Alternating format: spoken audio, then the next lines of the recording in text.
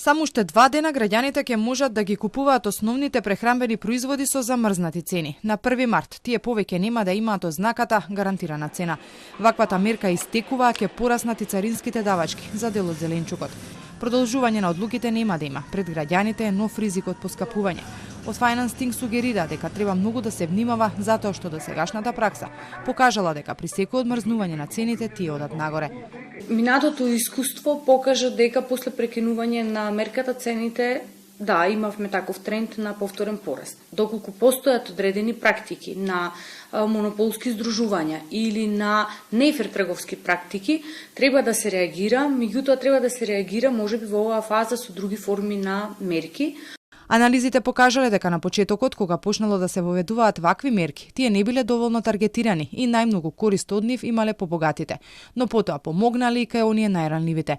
Препорачуваат да продолжат само мерките за оние на кои им е најпотребно, а субвенционирањето на струјата да престане. Дел од препораките се дека ние треба да научиме дека во иднина можеби зачестеноста на кризи ќе биде многу поголема. Ние треба да се научиме како економијата да ја направиме поотпорна, а не секоја една криза да ја спасуваме. Завршува и мерката со која царинските давачки за дел од зеленчукот се намалија на 10%. Пред да се донесе ваквата одлука, се движеа од 30 до 65%. Од Министерството за економија пак уште пред неколку дена се изјаснија дека мерките нема да продолжат. Спасот го гледаат во законот за нефер трговски практики кој е во собрание. Се надеваа дека наскоро ќе биде донесен и ќе ги реши проблемите со цените. Во меѓувреме, ССМ објави дека на едно 4-члено семејство за да го истурка месецот му се потребни околу 1000 евра.